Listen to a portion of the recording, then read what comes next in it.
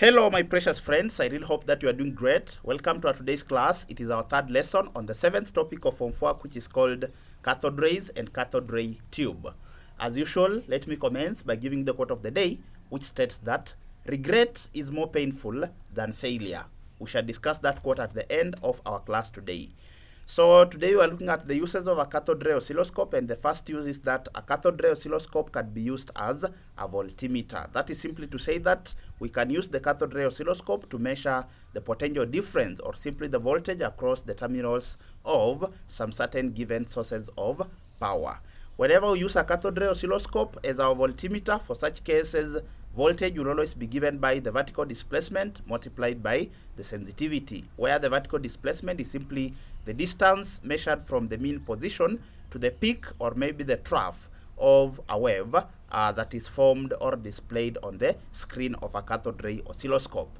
Then sensitivity in this particular case simply means volts per division. That is the number of voltage that each division on the screen of a cathode ray oscilloscope represents. Then sensitivity is sometimes known as the Y gain, and of course the level of sensitivity is usually selected using what we call the Y gain knob, which is usually on the front side of the cathode ray oscilloscope. Then if you want to find the peak voltage, we simply take the Y gain or simply the sensitivity multiplied by the number of divisions, then times the number of vertical divisions from the zero or the mean position. Then if you want to find the peak to peak voltage, you simply take 2 times the peak voltage. So peak to peak voltage simply means the voltage maybe from a given trough to a given peak of a given wave displayed on a cathode ray oscilloscope, as we shall see in our following examples. So next, let's look at advantages of a cathode ray oscilloscope for use as a voltmeter. So what advantages does a cathode ray oscilloscope have over the normal voltmeters? That is, whenever we use it to measure the potential difference or simply the voltage. So the first advantage is that it can measure both direct current and alternating current, unlike the normal voltmeters, which usually can measure the direct current alone. So for cathode ray oscilloscopes, they usually measure both direct and alternating current. The second advantage is that a cathode ray oscilloscope can measure very large voltages without getting damaged. Remember, for the case of the normal voltmeters, if you input a huge amount of current that is beyond the scale, then you can damage the working of that particular voltmeter. But for the case of a cathode ray oscilloscope, it can measure very large voltages without getting damaged. Then the third advantage is that it responds instantaneously or instantly, unlike the ordinary meters where the pointers swing momentarily about the correct reading due to inertia. Then the fourth advantage is that it has infinite resistance or a very large amount of resistance, and therefore does not take any current. Hence, it does not interfere with the circuit. This makes its working more accurate. So that makes it to give more accurate values because it is not taking any current, because it is usually has a very large amount of resistance. Then part B, we look at the second use of a cathode ray oscilloscope, which is to determine the frequency f of an alternating current signal. Then we know that from waves 1 and waves 2, which are chapters that we covered in Form 2 and Form 3 respectively, we said that frequency is always equals to the reciprocal of the period. So of course, where t is the time for one signal or simply the periodic time in seconds, then we are saying that a signal applied on the X plate is usually known as the time base, and it displaces the electron spots along the x-axis or along the horizontal direction. Next, we look at our first example, which reads that a direct current voltage of 50 volts when applied to the Y plates of a cathode ray oscilloscope causes a deflection of the spot on the screen as shown below. So remember, we said that whenever voltage is applied to the Y plate, then we expect a vertical deflection of the spot. But whenever voltage is applied to across the X plate, then we expect a horizontal deflection of the spot. So you can see our spot is vertically displaced, showing that the voltage was applied to the Y plates. So we are told to determine the sensitivity of the Y gain. So from our previous slide, we said that voltage is given by vertical displacement multiplied by sensitivity. So if I make sensitivity subject of the formula, I'm going to divide both sides of this equation by the vertical displacement. Therefore, sensitivity will be equal to the voltage divided by the vertical displacement. So we are told that the voltage that was fed into the Y plates was 50 volts. So sensitivity simply means that we are finding the amount of voltage that each division represents. That is, each vertical division represents. So if 50 volts is causing a deflection by 2.5 divisions, then what about each division? So to find sensitivity, we'll simply take the total voltage divided by the number of divisions, so that we find the voltage that each division, each vertical division represents. So that is what we are calling the sensitivity. So the voltage is 50 volts divided by the number of divisions. Of course, the vertical divisions, we have 2.5 divisions. So 50 volts divided by 2.5 divisions, you are going to get 50 divided by 2.5, you'll get 20 volts per division. So this is the amount of voltage that each division, each vertical division represents. So from here up to here, we are having 20 volts, or then if you add another 20 volts, that is 40 volts, plus that is 40 plus 10 volts, you are going to get the 50 volts. So sensitivity simply means that the voltage per division, or the vertical voltage per division. Then part B, we are told that show what will be observed on the screen if an alternating current signal of peak voltage 40 volts is fed onto the Y plates. So remember, when you are told that we are dealing with an alternating current signal, then the displacement must be seen both on the upper and the lower side of the zero division. That is, from the level division, when you are told that you are dealing with an alternating current, then the displacement has both to be on the upper and then on the lower side of the 0 volt division. But when you are dealing with a direct current voltage, then we expect the displacement just to be on one side of the 0 volt division. So it can either be on the upper side or on the lower side of the 0 volt division. So that is a very key point that you need to note, that whenever you are dealing with a direct current, then the displacement has to be either on the upper or the lower side of the 0 volt division. But whenever you are dealing with an alternating current voltage, then the displacement of the spot has to be on either sides. It has to be both on the upper and the lower side of the 0 volt division line. So we are told to show the displacement, show what will be observed on the screen. So in short, we simply need to find the number of displacement or the divisions that will be displaced as a result of feeding a 40 volt peak voltage into the Y plate. So from our formula, voltage is equals to vertical displacement multiplied by sensitivity. So in this case, we need to find the number of vertical divisions so that we can be able to display or show the wave. So the vertical displacement will be given by, from this particular formula, if you want to find vertical displacement, you simply divide both sides by sensitivity. Therefore, vertical displacement will be equal to voltage divided by the sensitivity. And remember, the sensitivity, we have already computed it from part A, which was 20 volts per division. So this represents the number of divisions, the vertical, that is the number of voltage that each vertical division represents. So the voltage, you are given the new voltage as 40 volts, which was fed onto the Y plates. So the voltage is 40 volts divided by the sensitivity. We had already computed it from part A, which was 20 volts per division. So if you take 40 volts divided by 20 volts per division, you are going to get 40 divided by 20. You are going to get, of course, 2.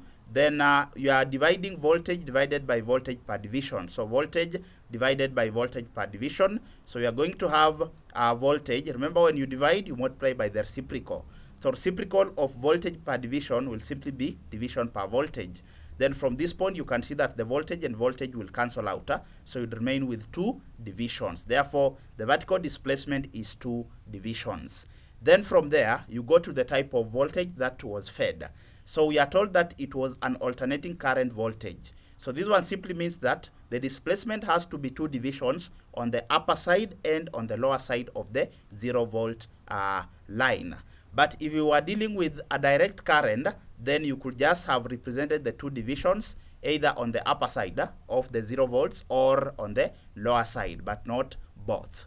But when we are dealing with alternating current, then you have to count the number of divisions both on the upper and the lower side of the zero mean or the zero voltage. So since the voltage used in this particular case is an alternating current, we consider plus or minus 2 divisions from the zero voltage line or the mean line. So this is our zero voltage line.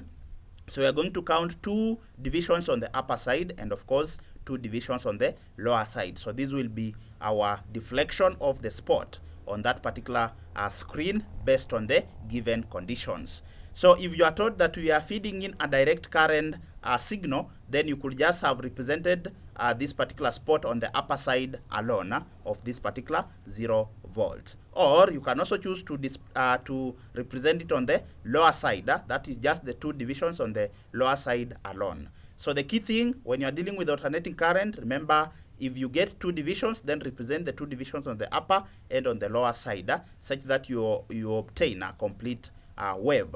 Then when you are dealing with direct current, you just represent the 2 divisions on the upper side of the wave alone or of your screen alone.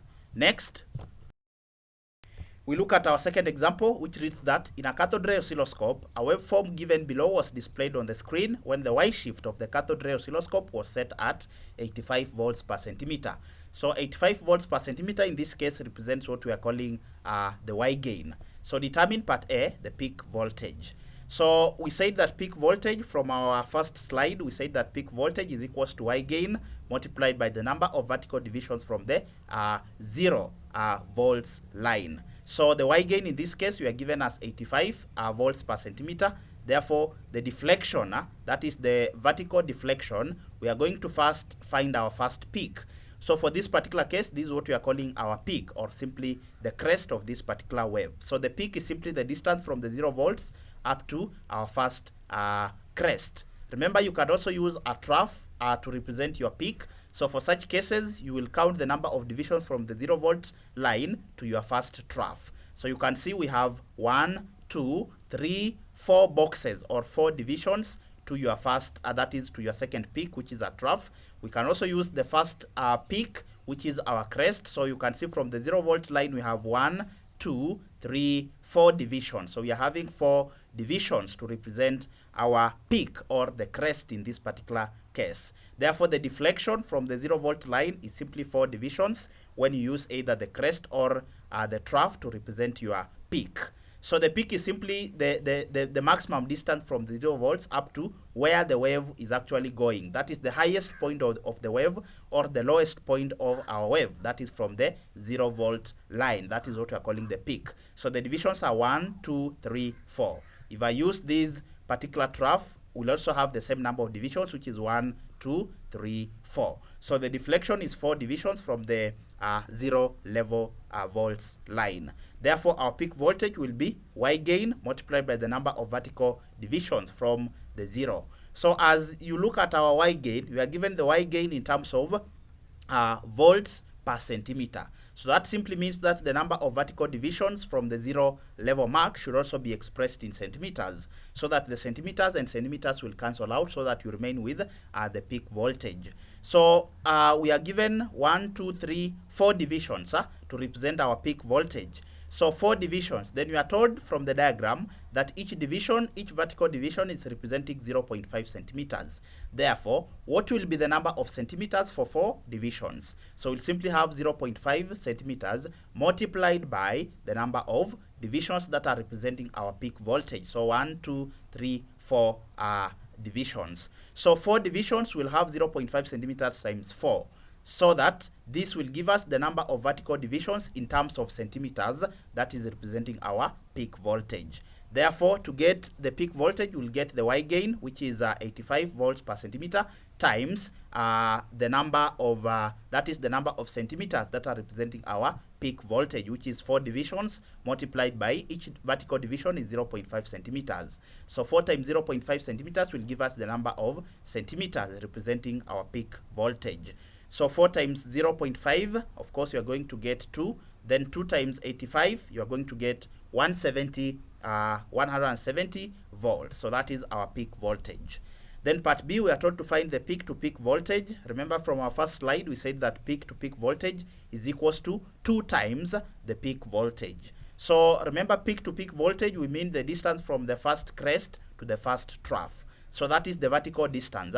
So to the first crest, we are having this distance here. From here, measured from the 0 centimeter, that is the 0 volt mark. Then the other distance, of course, is from here up to our first trough. So the first peak is this particular crest, then the second peak is this particular trough. So the peak to peak voltage will be the distance from our crest towards the trough. So that is the vertical distance, which is represented by this particular vertical line here. So of course, which is 1, 2, 3, 4, 5, 6, 7, 8 divisions. So remember, 8 divisions is simply the double of our peak, which was 4 divisions. So that is why the peak will always be, that is the peak to peak will always be double the peak voltage. So peak to peak, you simply take the voltage for the peak, then you multiply it by 2, because peak to peak means the distance from the crest towards the trough, which is double the peak voltage. Because for the peak voltage, we are just taking the distance from the 0 mean to the first crest, or the distance from the 0 volt mean line to the first trough. But peak to peak, you take both, from the first crest to the first trough. So that distance will be distance from here, then you add the distance from this particular case to the lower trough. So 2 times the peak voltage will give you the peak to peak voltage, which is 2 times 170 volts, which will give you 2 times 170, you are going to get 340 volts as our peak to peak voltage. Remember, in some cases, you can even be given the peak to peak voltage, then you are asked to find the peak voltage. So when you are given peak to peak voltage, then to find the peak voltage will always be a half of the peak to peak voltage. So you have to be very careful. Next, I have an exercise that I recommend you should try at your own free time to get the understanding of the concepts that you have just learned. Of course, if you have any challenges in handling any of the questions, feel free to drop a comment specifying the question that you need help in. And as usual, I'm always here to try and help where possible. So we've come to the end of our class today, but we need to discuss the quote of the day. The quote of the day stated that regret is more painful than failure. So the quote is warning us against the effect of not taking risks in life just because we are afraid of failing, or because we are afraid of what could go wrong. Remember that Thomas Edison had to conduct 1,000 failed experiments before he discovered the present light bulb. Therefore, it shows us that it doesn't matter the number of times you try, provided that you don't give up.